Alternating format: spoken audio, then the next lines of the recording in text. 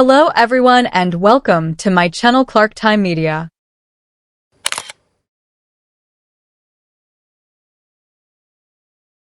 And then Cunningham gets into the face of DiJonai Carrington. So clearly was a foul. Was called.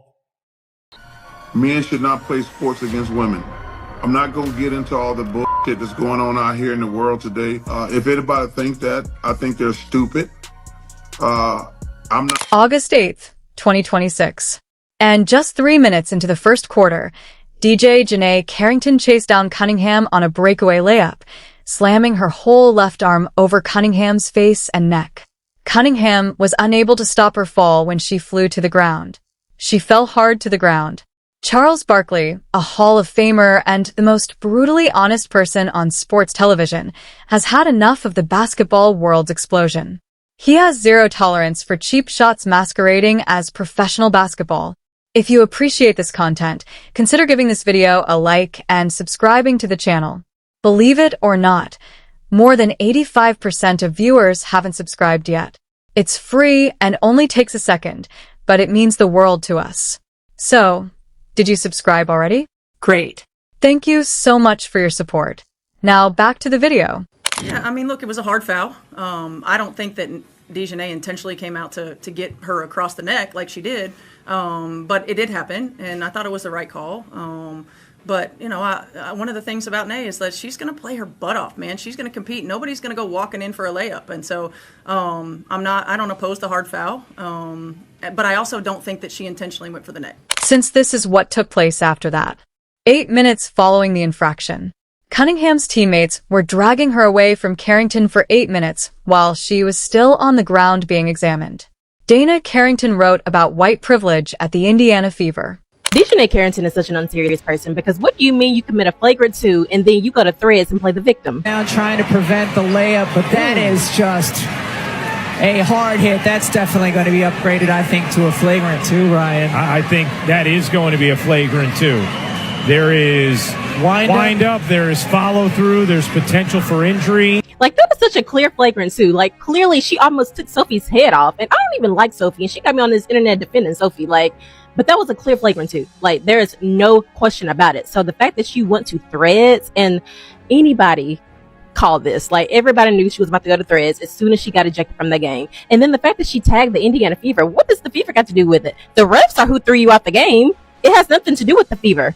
And to say white privilege, like, I'm just so confused. You are the one who fouled her. Like, what is not clicking? And it was 100% done on purpose. And I can only assume it's because of all of Sophie Cunningham's comments that she's been making to the media in the last couple of weeks about biological men and women's sports and all of that. And like I said, I don't even like Sophie Cunningham, but girl, that was definitely a flagrant 2. At this point, I just have to assume that DiJonai loves attention and clout because you clearly wanted attention when you committed that flagrant 2 and you wanted attention when you went to Threads. I mean, this is the same person who outed her relationship drama on Threads, so are we surprised? The next meeting between these two teams is scheduled for August 23rd, which was then posted. Before Cunningham had even left the courtroom, the lady who had just struck him in the face and been expelled for it posted white privilege. Take a walk with me, take a walk with me, take a walk with me. There is craziness going on in the WNBA. DiJonai Carrington tweeted out white privilege from the locker room of a game that she was playing in. Get this. She fouled Sophie Cunningham hard. Sophie Cunningham, obviously a white person, fouls her hard. Flagrant 2, gets ejected, goes to the locker room and tweets out white privilege in the middle of the game. Now here's the kicker to me. A flagrant 2 has to be contact that can lead to an injury that looks excessive. DiJonai, it was about as excessive as possible. If there was any evidence of there being white privilege, this was not. That is not frustration from competition. That is not an error made in the heat of the moment. The entire basketball world was informed by DiJonai Carrington's well-thought-out public speech exactly what she believed the foul to be. I mean, just to protect her. That's it. I mean, you know, I got my teammate back always, so just to get out of the way.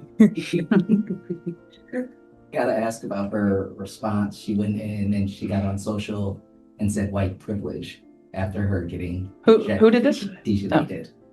Any response to that? No, I don't know anything about that. Carrington pursued Cunningham, who was ahead of the pack for a breakaway layup, and swiped down across her face and neck with her left arm. Cunningham was unable to break her fall and ended up on her butt. At first, The play was referred to as a brazen one. It was examined by officials. It was escalated to a flagrant 2. Carrington was thrown out. Sophie Cunningham was brutally fouled in the face during today's game, and the offending player, DiJonai Carrington, was ejected after officials ruled her hit a flagrant 2. But after the ejection, Carrington posted, quote, "white privilege," on social media and tagged the Indiana Fever. The on-court drama follows weeks of backlash and protests against Cunningham for speaking out against including transgender athletes in the WNBA. Carrington was on the baseline when Cunningham abruptly stood up and charged at her, cursing at her and pushing at her chest before Michaela Timson and Fever security dragged her away. Carrington received a lot of applause from Sky viewers as she left into the tunnel. The home fans applauded as a player was dismissed for a blatant fall on a breakaway layup that knocked her opponent to the ground. Punch in the throat, that could kill her, right? And the WNBA, right? The people that run that league, if you're DiJonai here and you have a foul like that, I don't want to hear about, okay, that's a flagrant 2 and you get this sort of fine. She should be suspended for the rest of the season. On August 8th, the Indiana Fever entered that setting.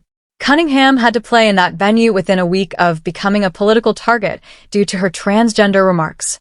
On her way to the locker room, the player who struck her in the face received a standing ovation. Following her expulsion, Carrington referenced the Fever in a post about white privilege on her Threads account. The team's next match is on August 23rd, which she later shared on social media. 8 minutes after a blatantly foul ejection. 2 posts.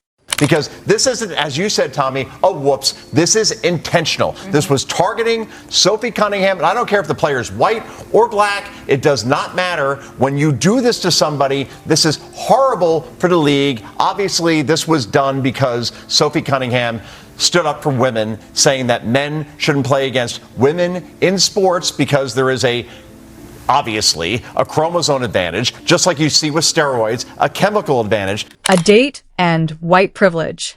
DiJonai Carrington decided to convey the message to both Caitlin Clark's teammate and the Indiana Fever. It was obviously superfluous, in my opinion. I've never really spoken to her and have no beef with her, but I guess she has some pent-up stuff, so get yourself off, Cunningham remarked following the game. That's all right.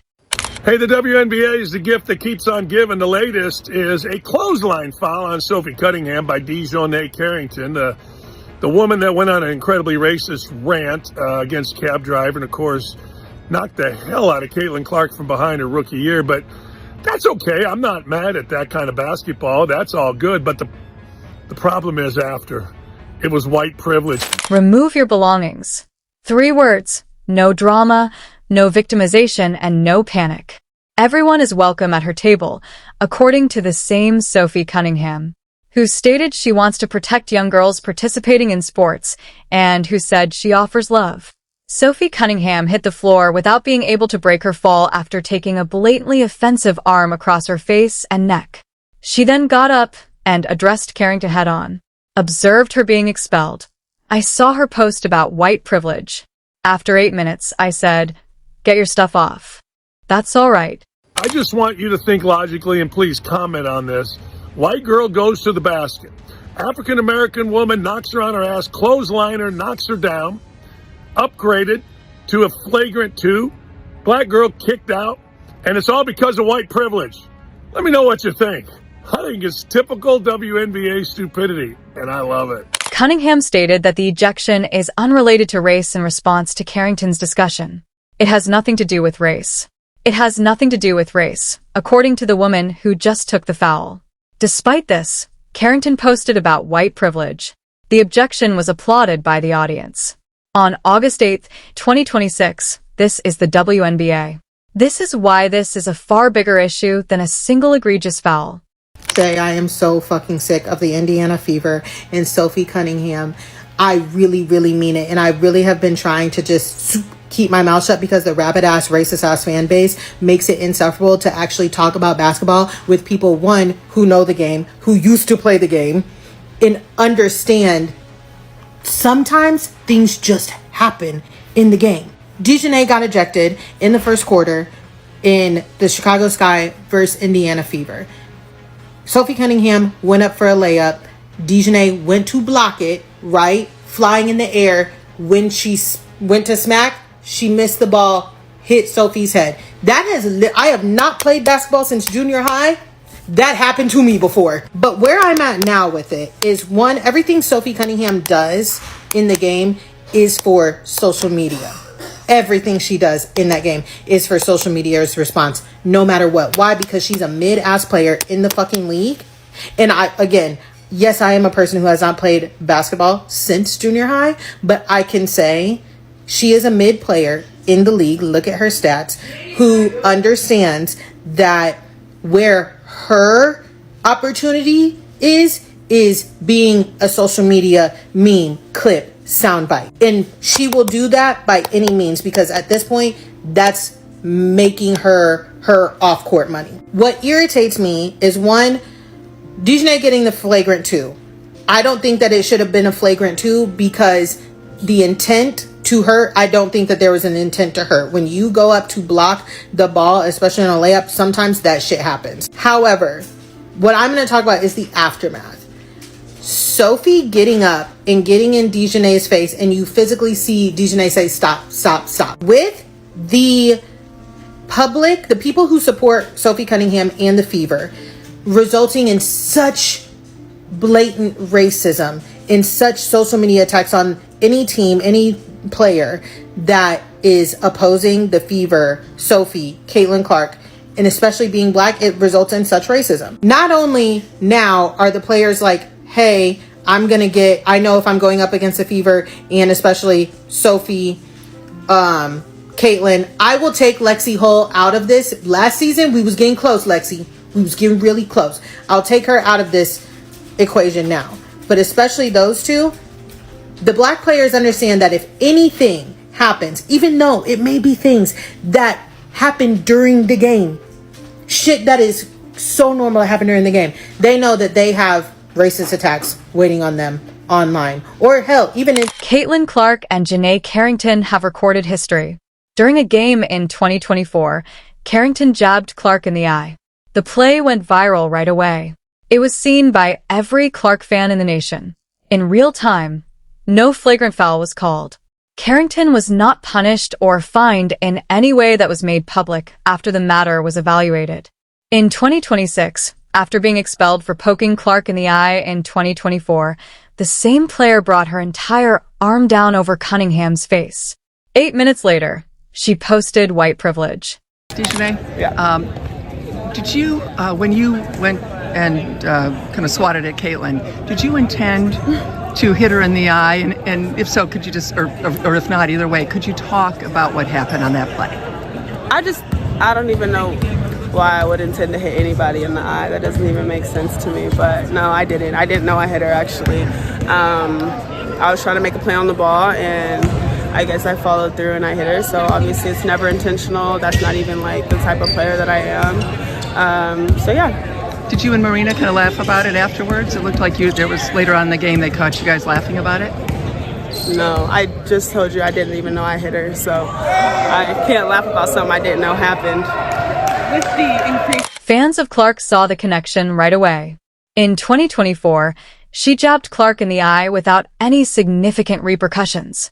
She now posts white privilege, gets ejected, and strikes Cunningham in the face on a blatant foul. This August 8th event was directly caused by the WNBA's inability to appropriately penalize her in 2024. A fan wrote, "The lack of accountability in this league creates players who think they can target Indiana Fever players without consequences." Carrington was already aware of the WNBA's history in this regard. In 2024, she gave it a test. Today, she gave it another test. Someone else wrote, technical foul. I know that can lead to another suspension. What are your thoughts on what happened?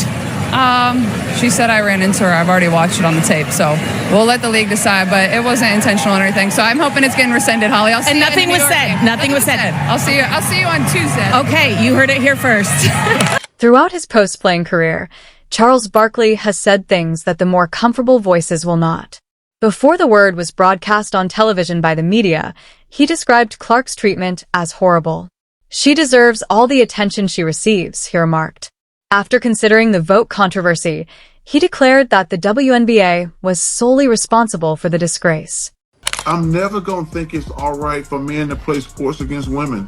And I don't even think that's controversial. That's the thing that's funny. Like some of this stuff make, like when you see these debates on television, I'm like, yeah, men shouldn't play sports against women. I'm done.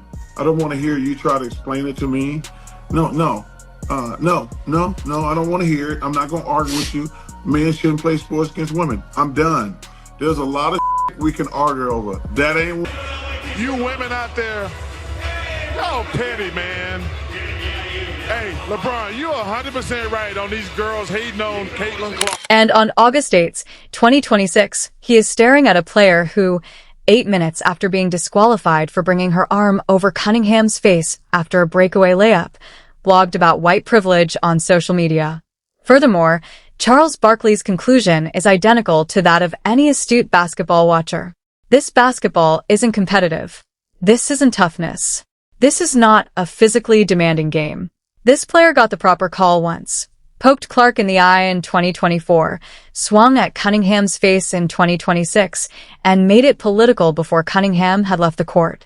I do think that there is a thing called pretty privilege. There is a thing called white privilege. There is a thing called tall privilege. And we have to acknowledge that. And so the part of it is about race, because if you think about the Brittany Griners of the world, you know, why did she have to go to play in Russia? They wouldn't pay her. Because they wouldn't pay her. Because they wouldn't pay her. You know, but I'm rooting for Caitlin because I've been in that seat before. I've walked that road before. I hope she kills. I hope Aaliyah Boston does amazing.